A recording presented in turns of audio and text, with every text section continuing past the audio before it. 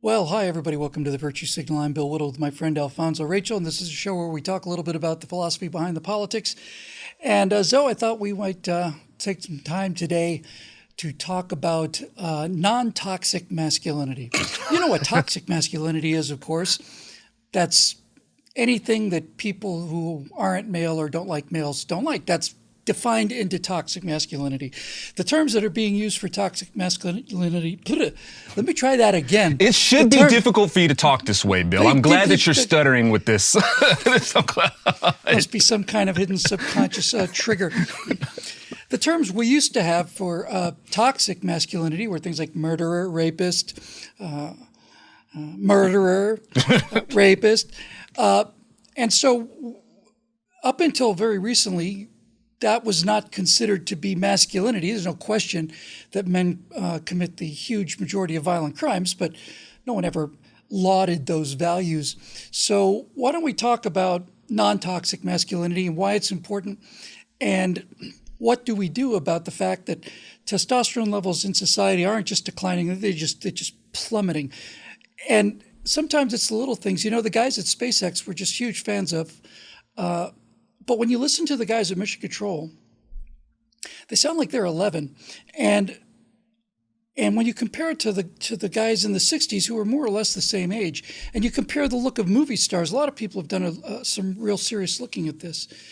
Just the facial structure of guys like, Burt Lancaster or Cary Grant or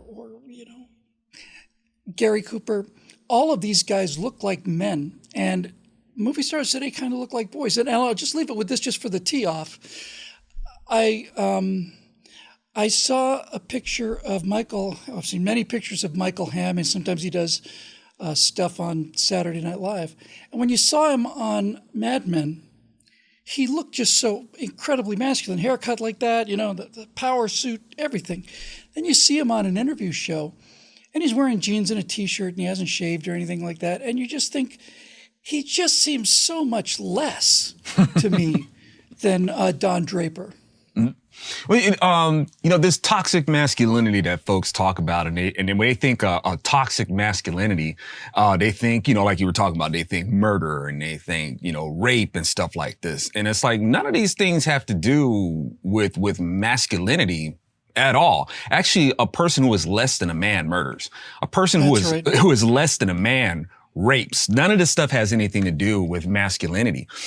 Is it toxic? Sure it is. Maybe the toxicity is just given over to a corruption in instinct.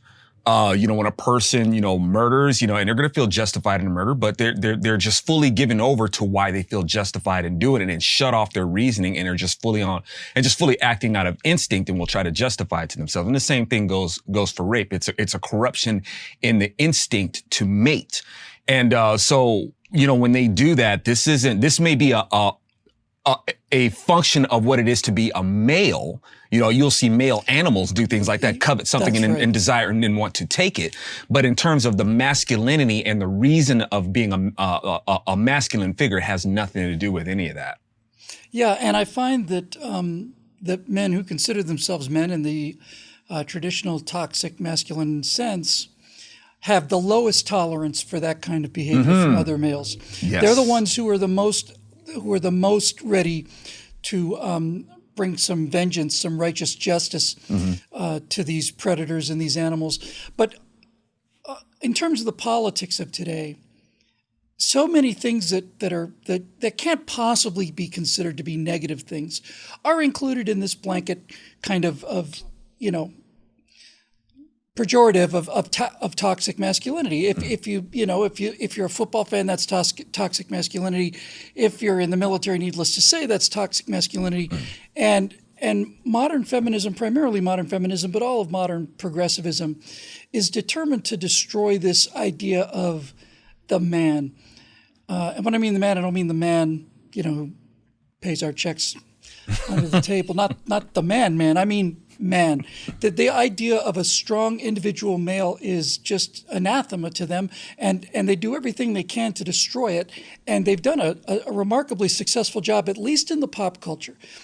Nowadays, and for nowadays, probably 20 years now, if you saw a TV commercial with a husband and wife, the husband's driving the car into the pool while the wife is, determining which best insurance plan to pick, and the husband saying, "Honey, do we have a kitchen?" And she's, continuing with her brain surgery or whatever, and it's a complete inversion of what we used to see. Now, with that said, in the 50s and 60s, there was certainly the case of women being categorized as, well, they're very, very weak and they have to stay at home and they can be a teacher or a nurse. It's pretty much it. So not talking about that. That's genuine feminism to the degree that it's about equality of opportunity for everybody. I'm talking about the coordinated effort to destroy that image of a strong man, strong father, strong husband, loyal, nonviolent, but capable of violence if he needs to be. And all of these aspects are being attacked, and successfully too, I think. I think, with this push of feminism, this promotion of toxic masculinity and, these narratives that are going out there, a lot of it is based in fear and control, because that's what, when you have a lot of these people, these beta males, and then when you have, women out there who have had these experiences with men and stuff like that, that's, kind of stuff, they have to be able to deal with it. And one of the ways to deal with it is when you have something that has brought you something to fear. Man, we're the dominant species on the earth. We are feared. And people can either take that fear in an unhealthy way or a healthy way. And the people who project this fear can do it in a way where it's, yes, we have dominion, but we're not going to use it to be domineering. So there's a balance, and there's enough blame to go around with why we have these movements and stuff like that. But let's just go with this one. Man is something to be feared. And when something fears this thing to be feared, you're going to have people who are either going to try to control it or destroy it. That's the nature of man. So as this being that is to be feared and stuff like that, you're going to have women out there who are going to try to destroy manhood, co-opt manhood, try to control manhood because it's the thing that makes them feel safe. Now, have there been males who have pushed this kind of narrative because they've abused their power? Absolutely. And I don't even like to call it power, because it's not power that corrupts. It's weakness that does. What did you use your power for? You gave into your weakness to be abusive. So that's what did it. And that even translates when we talk about the morality and the philosophy that gets to the politics of things. But it's the same thing, because we talk about the power to the people. We talk about people are free when the government is afraid. I don't think that's the right approach. And this ties into feminism, and it ties into race. It ties into all that sort of stuff. Because when the people are seeing, this usually comes from the conservative side. We want the government to be afraid. Well, guess what? When the government is afraid of us, what is the government going to want to do? Control us, because that's what people do. They want to control things that they fear, or they want to destroy things that they fear. And as conservatives, particularly Christian conservatives, we're the ones that the government wants to control or destroy first. You and I are both extremely manly men, alpha males, who are feared greatly and deeply and widely across vast swaths of the population. Full cup of manhood right here. Don't get out of line out there, because we can, we don't want to have to come out there. But this is a really great point that you made, because that it is power. It's certainly power over other species because of our ability to make spears and, nuclear powered spears that we can throw across the planet. But men are physically much stronger than women. Obviously, they commit much more of the violence. But that fear is an interesting term, because at least in a healthy society, in a well-functioning society, that understanding of masculine strength should, and fear of it to some degree, should translate into respect rather than fear. When I say respect, I don't mean obsequience or obedience, and I don't mean, obviously for us, but for other people, it's not a question of worshiping this person or being afraid of them, but there's that fundamental strength that should generate, and in normal circumstances, healthy circumstances, does generate that respect. And now we're kind of getting down to the heart of the matter here. Because when I look out into this culture, into American culture, Western culture, What I see is a number of strong men who are abdicating the strength. They're walking away from it. They're not doing it because they're afraid. They're doing it because they're considerate and to some degree because they're kind, but they're walking away from it. They're no longer willing to be strong enough to be respected. And in cases of people both close to you and people you never met before, that comes from a place of, well, essentially a place of fear. I'll give you a quick example. Very quick example. A couple weeks ago, I was getting my car washed. I went into this convenience store where they got pumping gas out there with a thing on automatic. And I go into the convenience store, and there's this guy who's just lost his mind. I thought he was on drugs, but he wasn't. He was just raving, effing white people. He's a Mexican guy, effing white people, Santa Monica, Sherman Oaks, Bones, and Mexico. And he's just coming up and getting in everybody's face, right? And he had every single possible gesture of, I'm going to come over there and kick your butt. So he was against the back wall of the convenience store. Cash register's behind me. I'm about 2/3 of the way, so I'm mostly close to him. And this guy's, I mean, he's like violently angry. And he just like walks right up to me, you know, like right here. And I have a policy about these things, you know, it's like, I'm not going to go after this guy. I don't need to get knifed over some lunatic. But if he decides to hurt somebody else, that's a different story. And the one thing is, I'm not going to walk away from this guy. I'm not going to back away from him, you know. I'm not going to suddenly, oh, look, that's where the cookies are. No. So I basically just stood there, and this guy's like close enough for, you know, spittle to be landing on my face practically. And I didn't say a word. I just stared him right in the eyes, and I never took my eyes off of him. And then he turned around and went back to the back of the store. Oh, you bitch, you know, to me, right? And I'm thinking to myself, well, if I'm the bitch, how come you're walking away?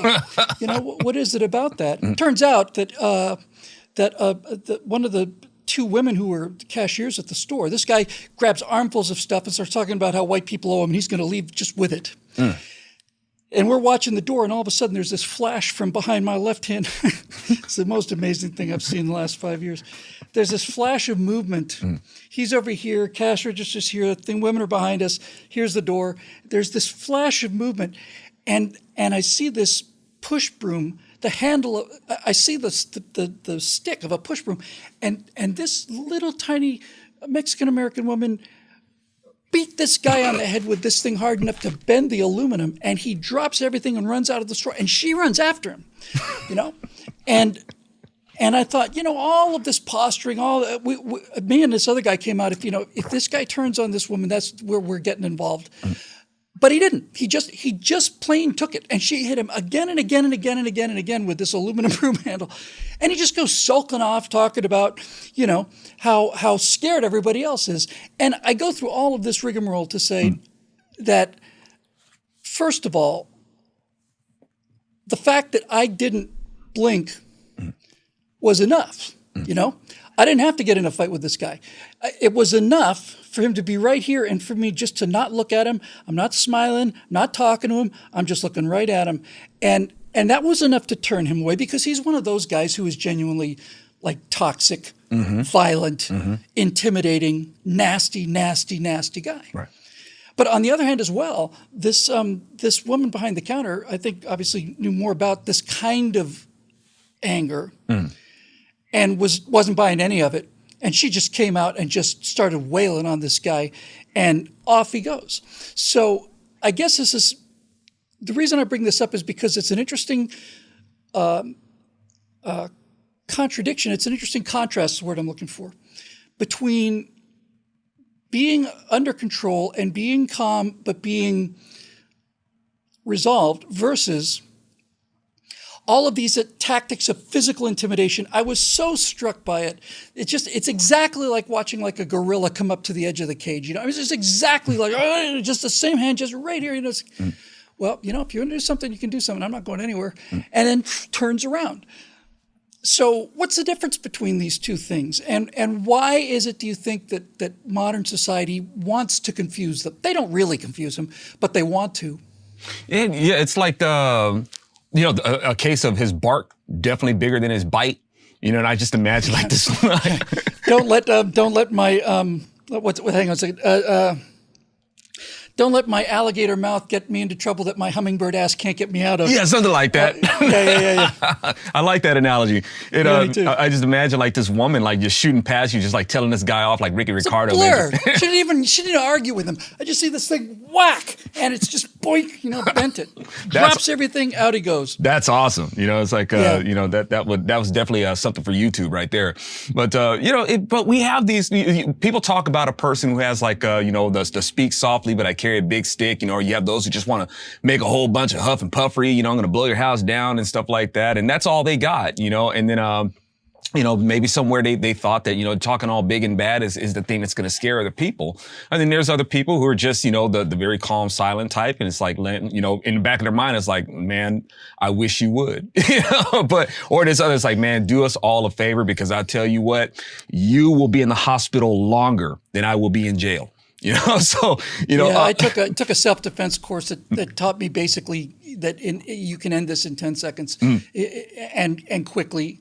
But you got to be ready to go. I was ready to go. I was just happy I didn't have to. Very happy. Yes. I didn't have to. Yeah, it's one of those things. You definitely it's one of you're grateful that you have it, but you just as grateful to not ever need to use it.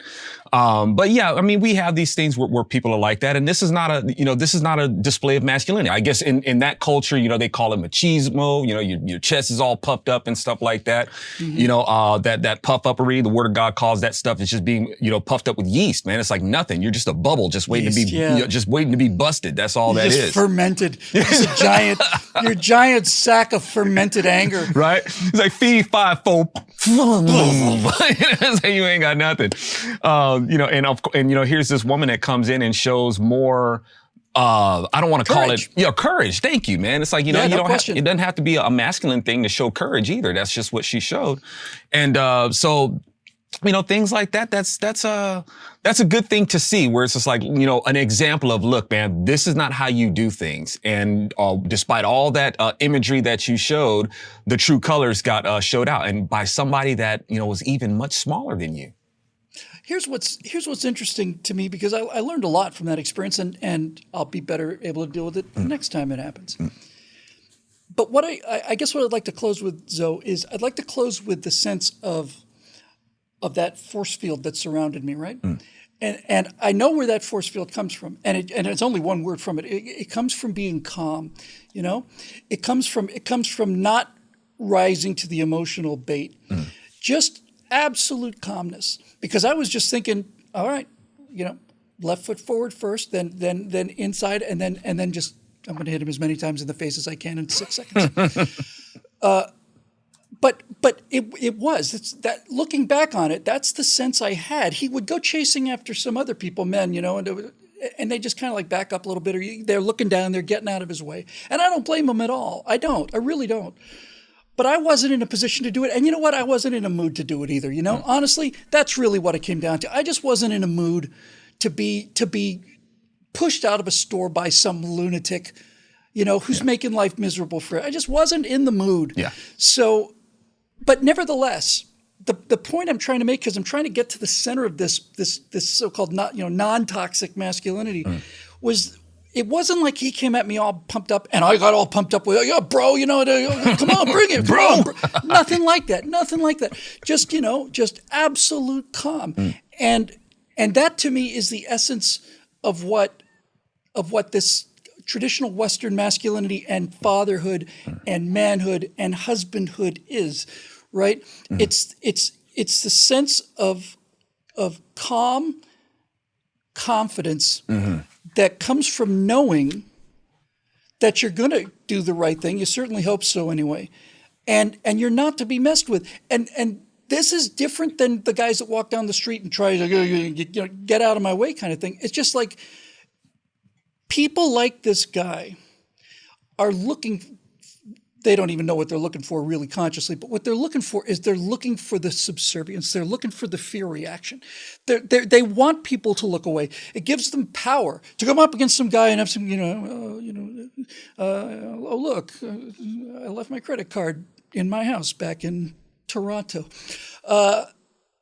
And so when you have this sense of calm, they just bounce off it. Sure. And this to me is the distinct difference between toxic and non-toxic masculinity. This guy's much younger than me, and he was in much better shape than me, but he turned around, and I didn't. And that, I think, is the thing that the beta males and the feminists hate the most. You know, I think on reflection, just trying to get a vibe on it, I think the thing that bothers them the most is that ability for men who've learned how to be men to be calm and quiet and confident, which is why Gary Cooper's my favorite movie star.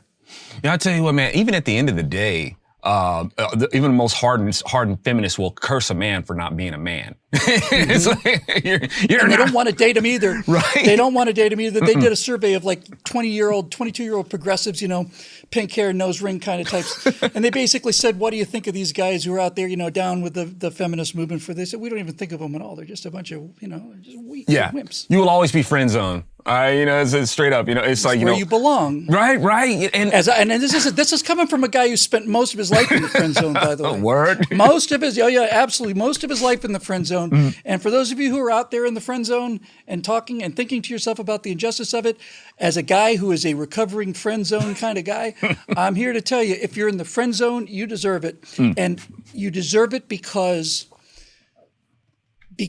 you are, by just agreeing to stay in the friend zone, you are demonstrating you are lacking the one thing that most women are looking for, and that is confidence and strength. Yeah, and the thing is, and we have this, as you were talking about also, Bill, this image of manhood, like where we see it in movies, this generation versus, an earlier generation.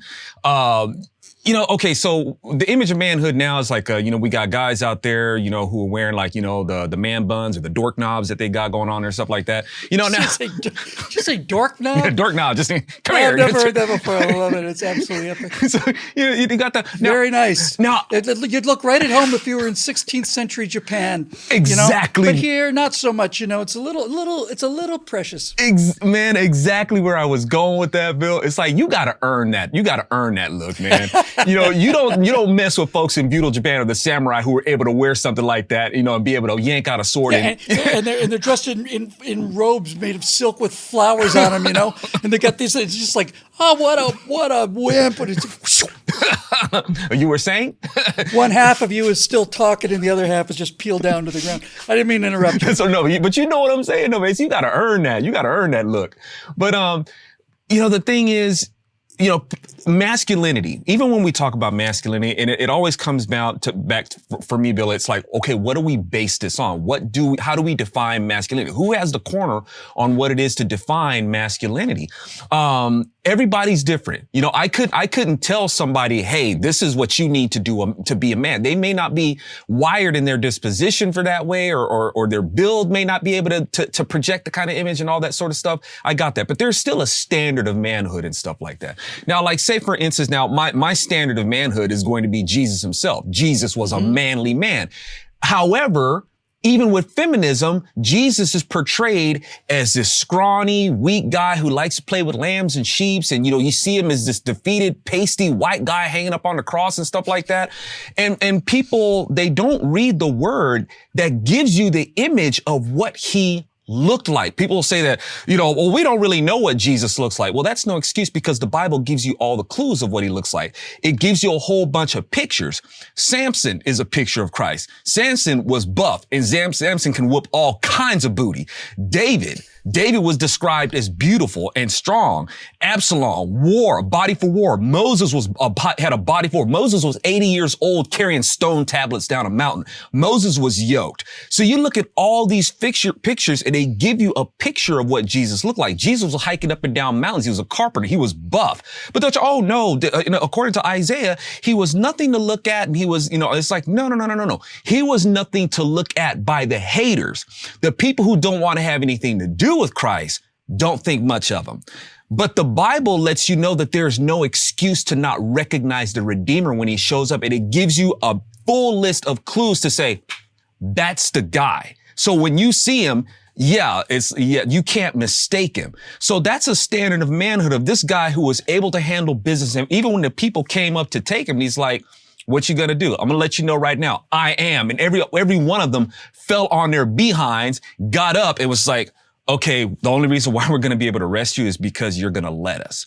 Now, it's like, that is the model of manhood. The one who's willing to say, yeah, Peter, I know that you guys can hack these guys up into a million pieces. You're really good with a sword. I wanted them to see how good with a knife you are, but this is a battle that you can't win. I'm here to take on death, dude. I'm not here to take on the Roman Empire. I'm here to take on the battle that none of you can take. I'm here to take death. I'm going to choke death out in his house, and I'm going to come back. That's my man right there. That's my dude. You're not going to find a better example of that. The strength not only to be gentle and kind throughout the course of his life with his teachings and show great compassion and empathy and not, rides into Jerusalem on a donkey, right? He doesn't come in on a golden chariot, with a big flashing neon sign that says Savior, down here. Because he didn't have to, right? Mm-hmm. That's the point. He didn't have to. He didn't have anything to prove to anybody.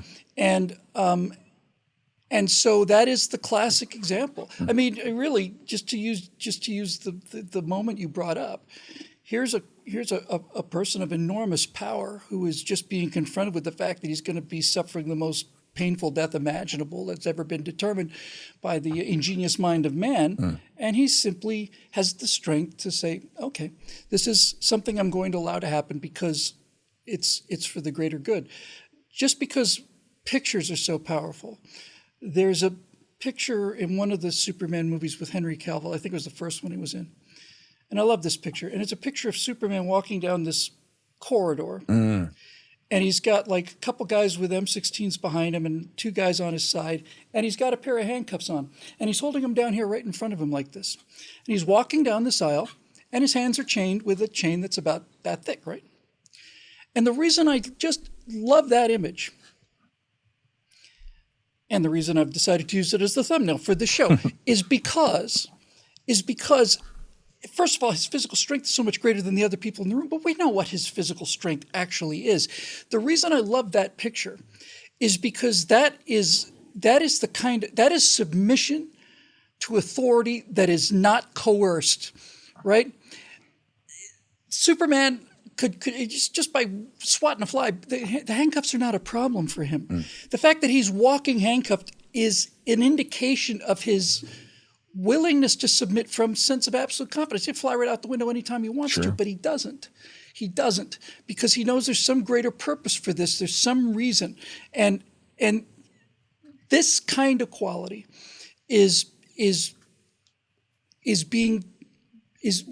an attempt is being made anyway to push this quality out of the culture cell wall through osmosis. Just push it out. Just push it out. I got bad news for the progressives. It's not going anywhere. It's really not.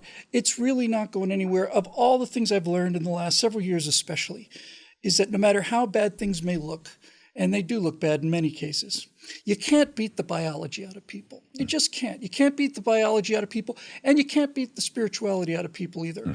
And you can try, and you can have some short-term successes, but I know you feel the same way as I do. It's like when you are confident that you are on the side of right, I didn't mean to say right. I meant to say righteousness, That gives you a calmness and a confidence that is unassailable by all of this weeping and renting of clothes and gnashing of teeth.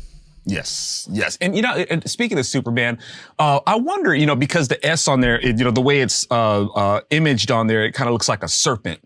And it turns out that, so Superman lets them know, it's like, in your culture, you see it as an S for Superman, but it actually it stands for hope. And like I said, this image looks like a serpent. I wonder if the people who are doing this writing, I wonder if they realize that, the serpent is not just an image of the devil. The serpent is also the redeemed image of Christ himself, just as it says in John 3:14-16.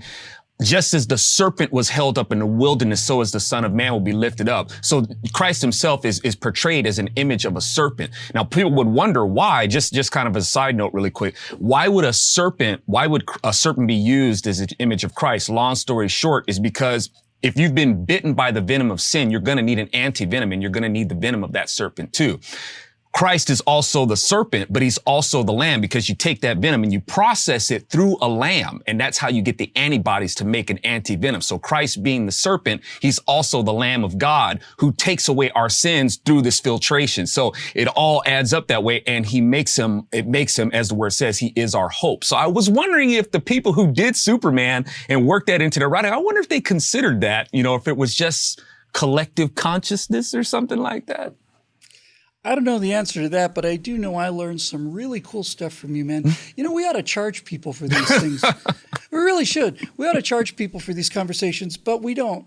And the reason we don't is because a small number of the people who watch these programs, all of them, have stepped up and become members or made a one-time donation at billwhittle.com. They've allowed us to bring my friend Alfonso Rachel into these discussions, which was a high point of my week. And if you want to help and keep these things coming, you want to keep the light burning, you got to put a little fuel into the fire sometimes. We certainly could use your help if you are able to give it. That'll do it for this edition of The Virtue Signal. For Alfonso Rachel, I'm Bill Whittle. We'll see you next time.